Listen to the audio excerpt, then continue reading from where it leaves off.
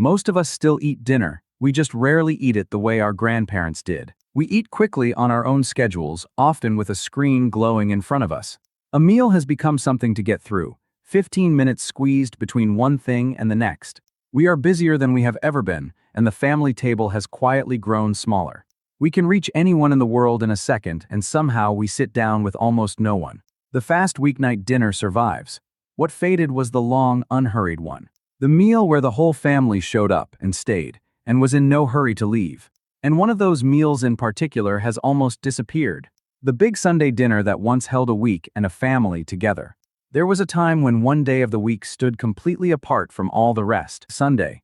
If you grew up in a certain kind of home, you can still picture it without even trying. Sometime past noon, the whole family pulling their chairs up to one table. 3 generations, sometimes 4 in one warm room at the very same hour. Not because anyone made them, but because that was simply what Sunday was for. The Sunday meal was the anchor of the entire week, and everyone in the house knew it. Whatever the other 6 days had scattered, Sunday was the day it all came back together. So let us go back to one of those Sundays, in an ordinary American home, and sit at that table a while. It looked a little different from one house to the next, but the heart of it was always the same. It did not begin at the table. It began hours earlier in the kitchen. The stove was lit before most of the family was awake, and the first pots went on in the quiet. Sunday cooking started early, often before church, or the moment the family came home from it.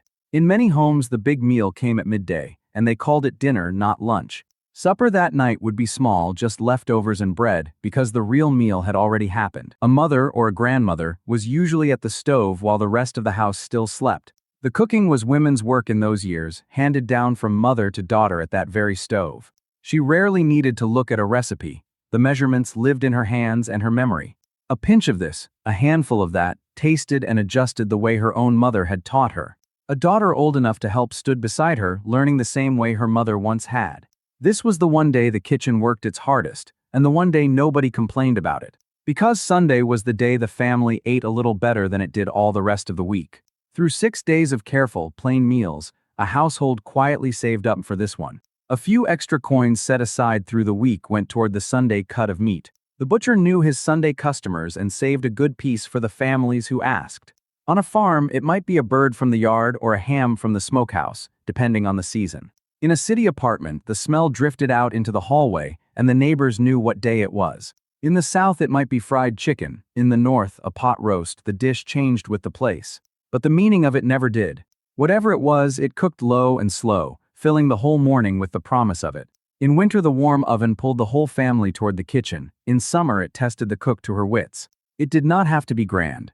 It only had to be a little more than usual and made with care. That small bit of extra, on that one day, was the family's quiet way of saying it mattered. The smell filled the house slowly, all morning long, roasting meat and onions and bread. There would be potatoes to peel, beans to snap, a pie crust rolled out on a floured board.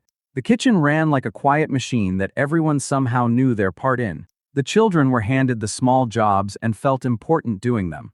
To a child, that smell was the smell of Sunday itself, and of the whole family being home. Even now, a certain smell can carry a grown person straight back to that doorway. The good dishes came down from the cupboard, the ones kept all week for exactly this. In a few homes, they were fine china. In most, simply the matched set, saved from daily wear.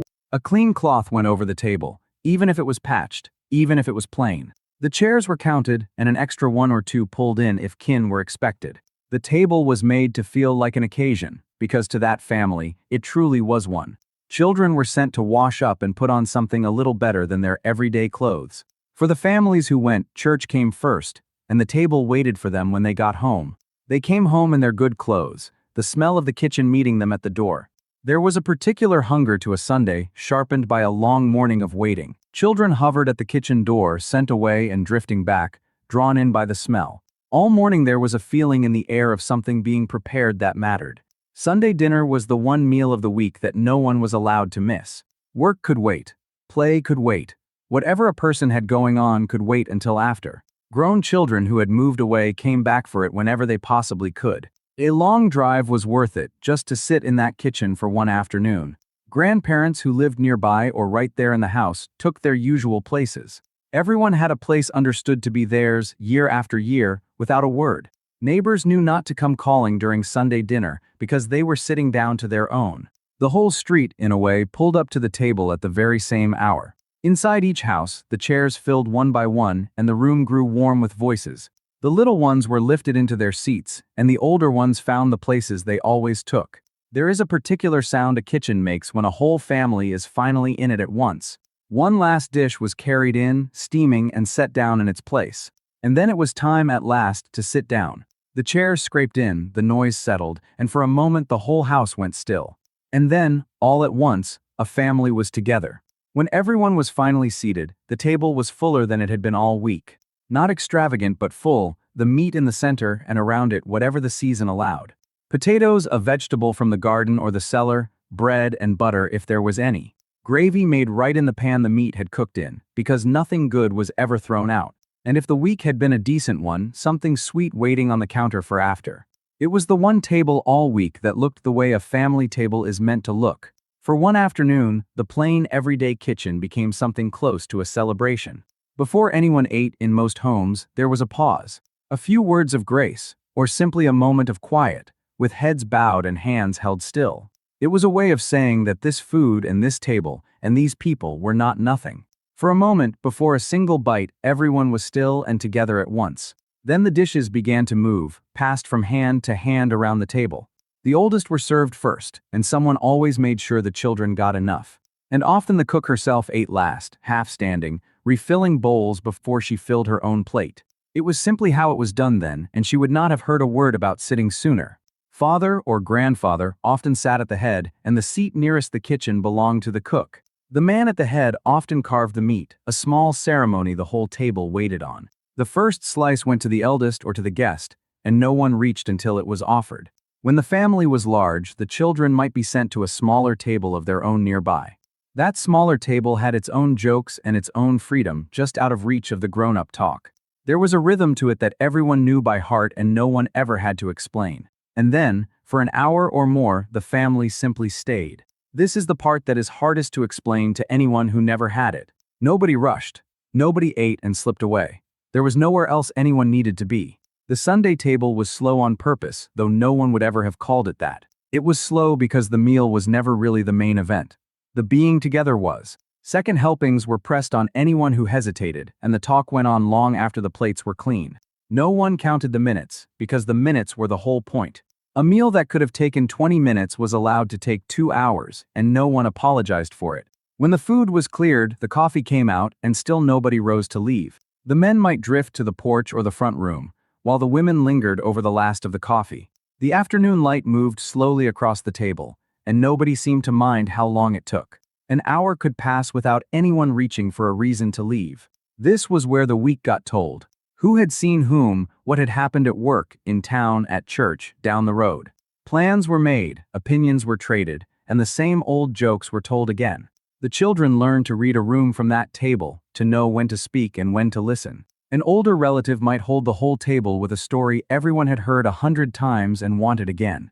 The young ones were mostly expected to listen, and in listening, they learned the shape of their own family. It was where the children heard the family's stories until those stories slowly became their own. The tale of how a grandfather first came to this country. The hard winter everyone still talked about. The year the crop failed, or the day someone met someone at a dance.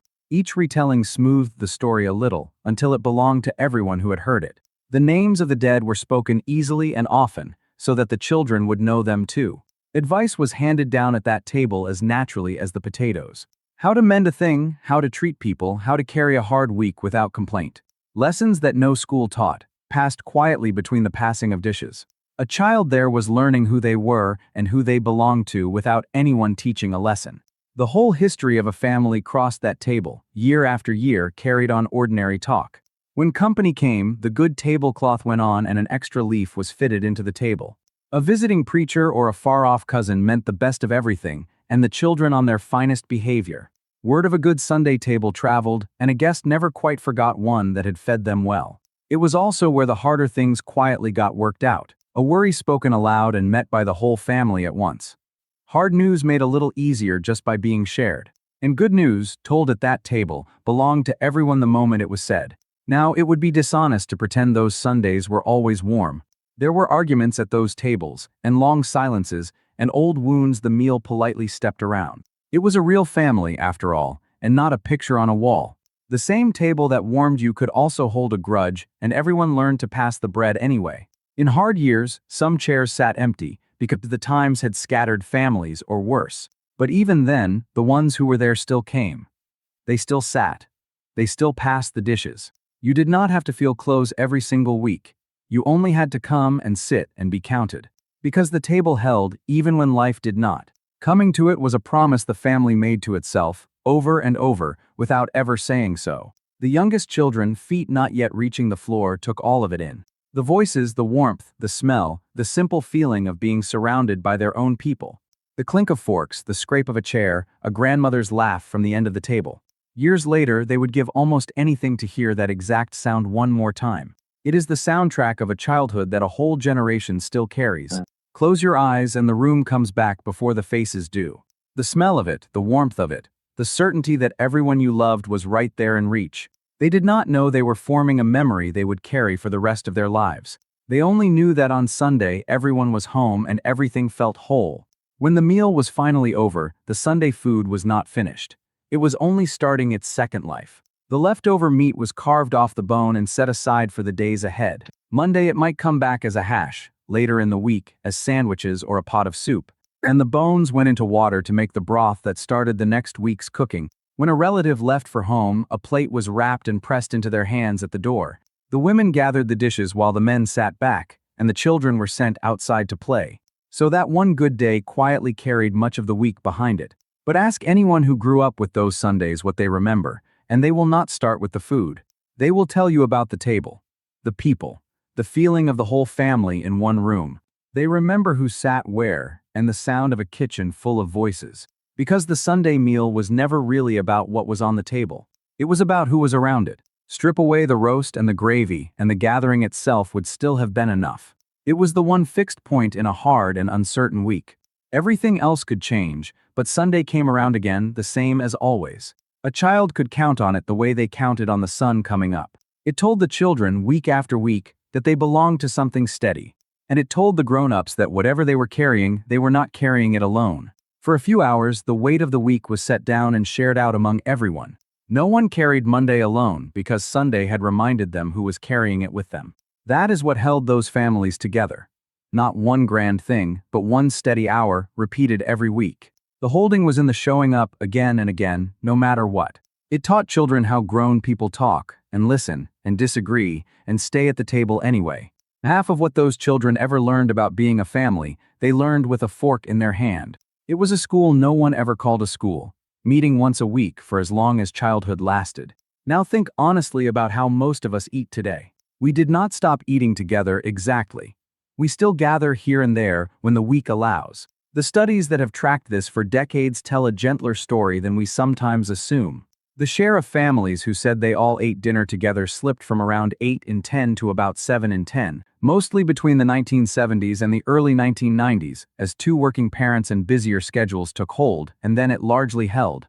Two incomes became necessary, shifts ran late, and the 1 hour that used to be sacred had to compete with everything. Sunday itself stopped being a day of rest, and slowly became just another day to catch up on errands.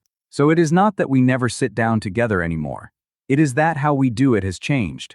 The meal got shorter, squeezed into the gaps, often with a television on or a phone face-up on the table. The television arrived first, turning the family toward the screen instead of toward each other.